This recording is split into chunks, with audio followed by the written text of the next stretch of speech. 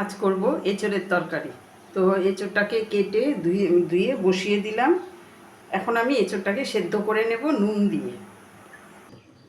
এঁচোড়টাকে সেদ্ধ করে নিয়েছি, সেই সাথে একটু ডুমো করে আলু কেটে নিয়েছি। তো এঁচোড়টা আমি করব আজকে চিকেন দিয়ে।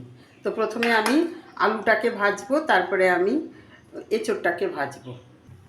এখন আমি দিলাম তেলের মধ্যে একটু শুকনো গোটা জিরে, সেই সাথে দিয়ে দিলাম গোটা গরম মশলা।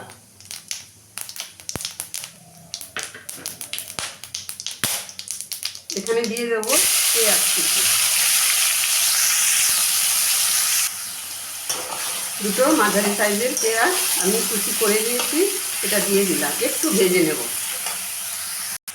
পেঁয়াজটা কিছুক্ষণ ভেজে নিলাম, দিয়ে দিলাম 1 চামচ রসুন বাটা। সেই সাথে এখানে নিয়েছি আদা আর কাঁচা লঙ্কা একসাথে গ্রেট করে নিয়েছি, সেটাও দিয়ে দিলাম। একটু ভেজে নেব।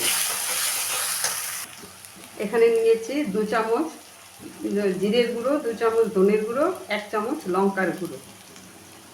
এঁচোড়ে মশলাটা একটু বেশি লাগে, কারণ এঁচোড়ে নিজস্ব কোনো স্বাদ নেই, ওই জন্য মশলাটা একটু বেশি পরিমাণে দিলাম। দিয়ে একটু ভেজে নেব।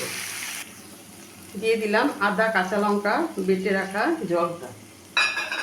আরেকটু কষিয়ে নেব মশলাটা। দিয়ে দিলাম একটা টমেটো কুচি, দিয়ে আরেকটু কষিয়ে নেব। কিছুক্ষণ কষিয়ে নিয়েছি, এখন দিয়ে দেব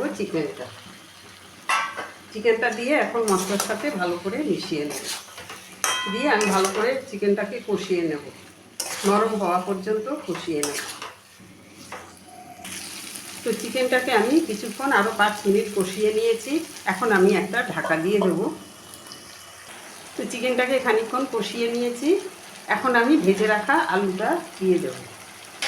দিয়ে আরও কিছুক্ষণ কষিয়ে নেব। এখন দিয়ে দেব নুনটা, ছোটো চামচের 2 চামচ নুন দিলাম। দিয়ে মিশিয়ে নেব।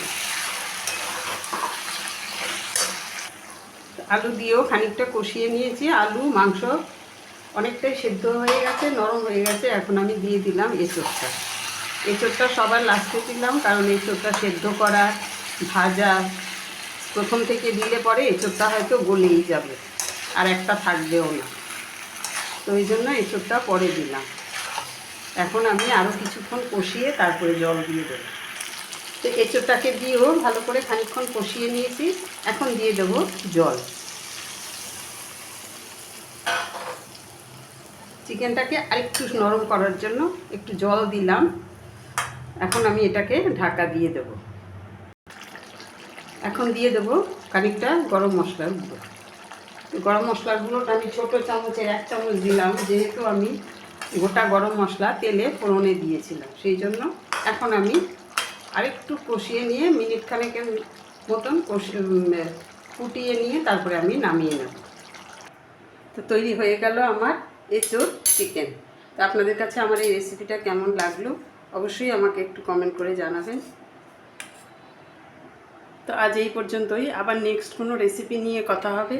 সবাই ভালো থাকবেন, সুস্থ থাকবেন।